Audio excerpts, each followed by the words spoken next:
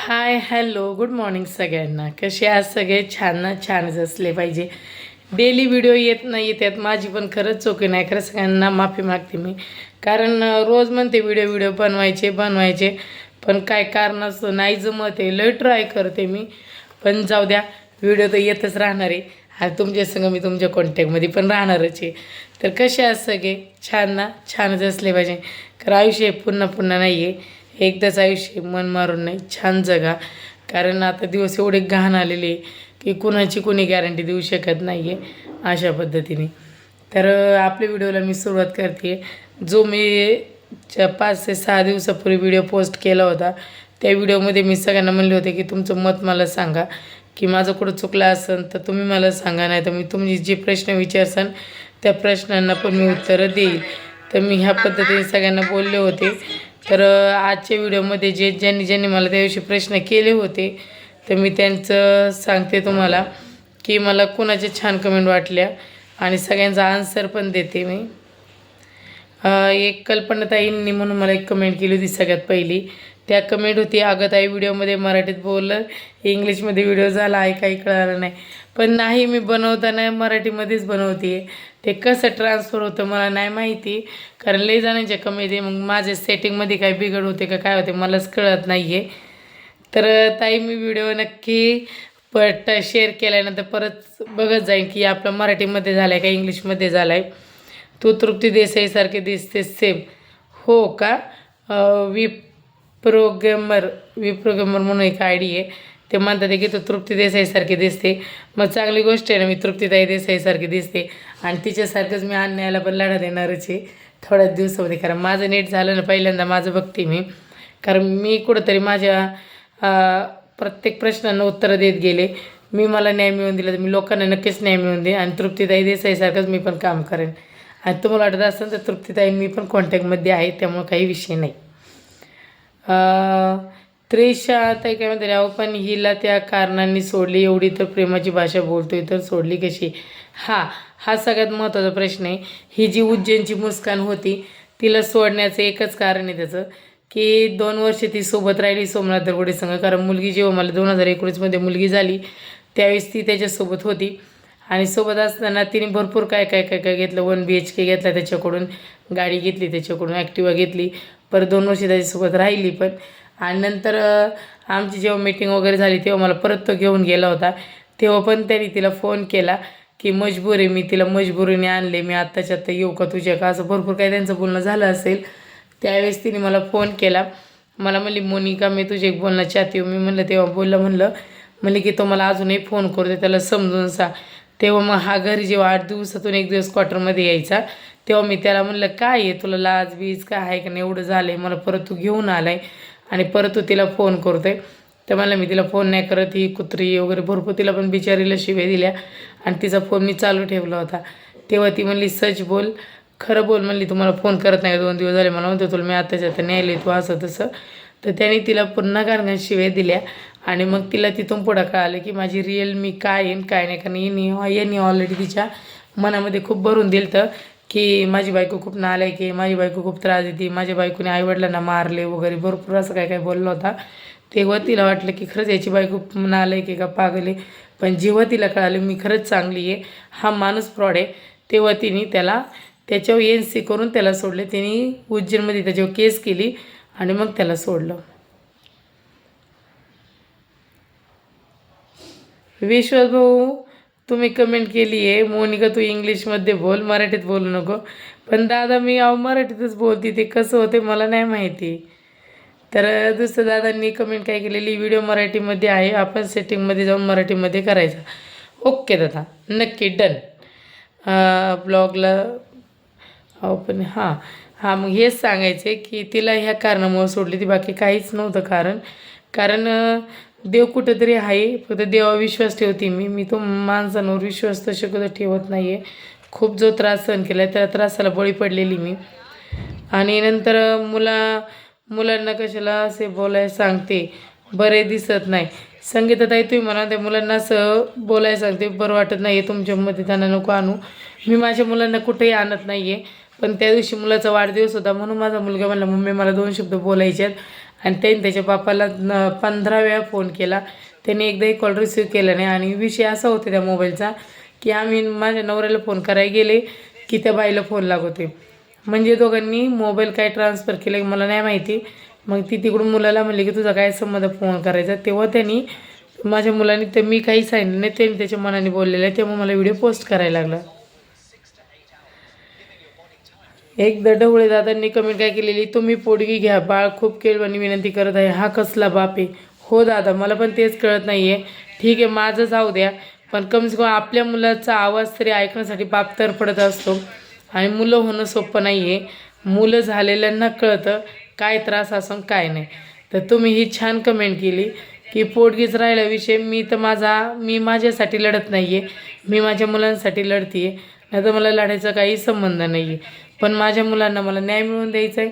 कारण माझ्या मुलांचा घास दुसरं कोणी खात असेल तर ते मी खाऊन देते आत्ता, पण माझ्या मुलांना मी नक्की न्याय देणार आहे.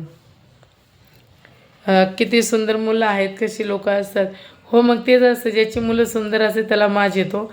पण असं मग मी पण कुठे बाप पाहिलेला नाही की जो आपल्या मुलांना सोडून दुसऱ्यांची मुलं सांभाळतो.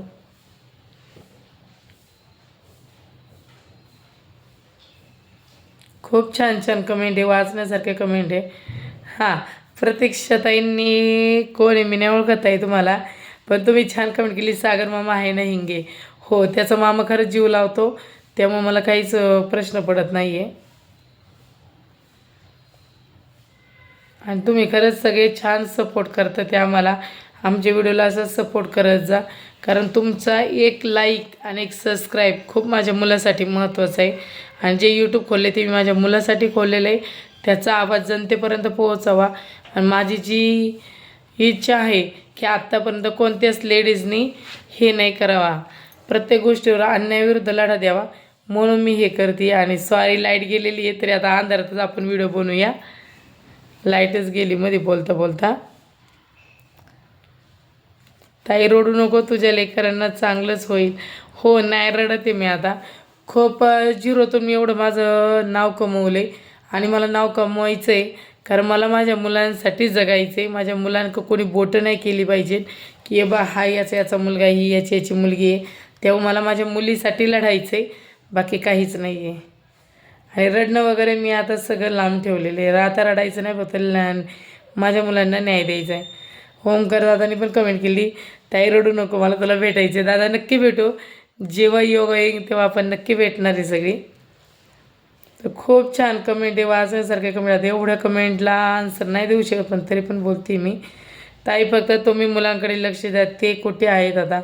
हो, मी मुलांकडेच लक्ष देते आहे. आणि माझी मुलं माझ्यासोबतच आहे, माझी मुलं कुठं लांब नाही आहे. पण चाललं आहे प्लॅनिंग, बघू आता. मुलगा मला हॉस्टेलला टाकायचं आहे, चांगल्या हॉस्टेलला.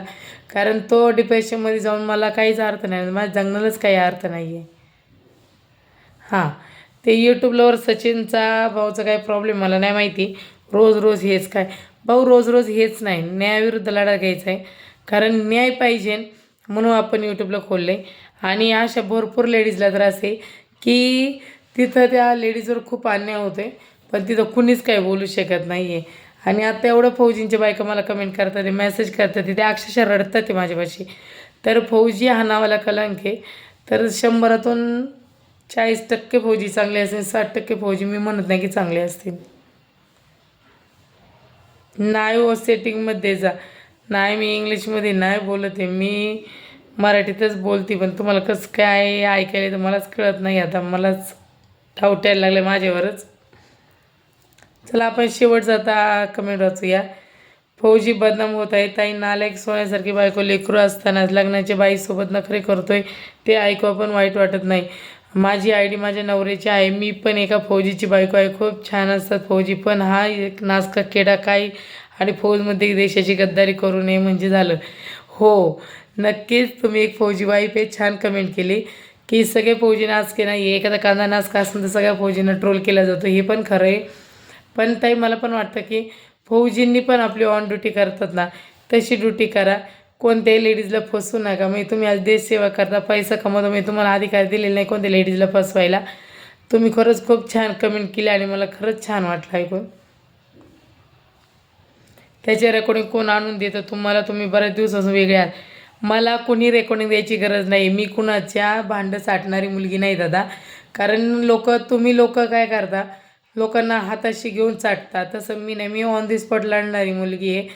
आणि मला रेकॉर्डिंग कोणी आणून देत नाही आहे. मला रेकॉर्डिंग ऑलरेडी सोमनाथ दरगुडेंनी माझ्या हातात मेमरी कार्ड दिलेले आहे आणि त्याचा मोबाईल हॅक केल्यामुळे त्याचे सगळे रेकॉर्डिंग फोटो माझ्याकडे आले होते.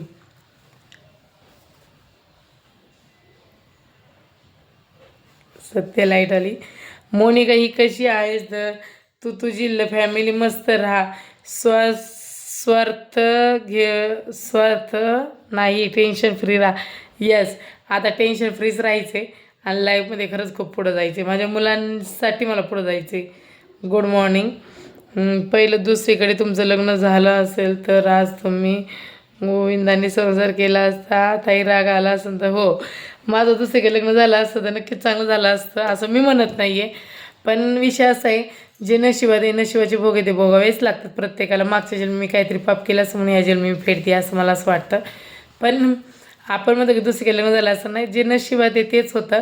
दुसरीकडे लग्न काय आणि हे लग्न काय.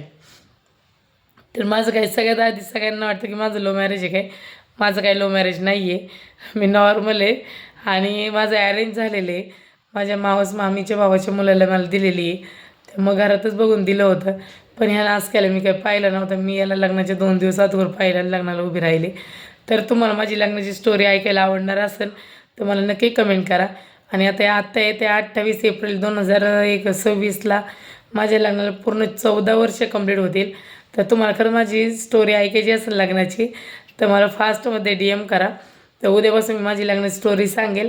आणि 28 एप्रिलपर्यंत आपण लग्नाचा अल्बम पण अपलोड करूया. तुम्हाला प्रत्येकाचं दाखवून देते माझ्या अल्बममध्ये कोण कोण आहे काय आहे. आणि जमलंच तर व्हिडिओ पोस्ट नाही करता यायचं मला वाटते. तो लग्नाची कॅसेटमध्ये व्हिडिओ आहे पण ते कसं काय होते पाहूया आपण. पण तुम्हाला खरं माझे लग्नाचे फोटो वगैरे पाहायचे असेल तर मला DM करा. आणि 28 एप्रिलला कंप्लीट माझे लग्नाला 14 वर्ष पूर्ण होईल. 14 वर्ष संसार आम्ही तोडतोय दोघंजण आता. तर कितपत योग्य आहे कितपत योग्य नाही त्याच्यावर पण मला कमेंट करा. तुमच्या नक्की कमेंटचा रिप्लाय देईल मी. आणि जेवढं शक्य होईल तेवढे फास्ट मी व्हिडिओ पण पोस्ट करण्याचा प्रयत्न करेन. चला भेटूया आपण दुसऱ्या ब्लॉगमध्ये. तर बाय बाय.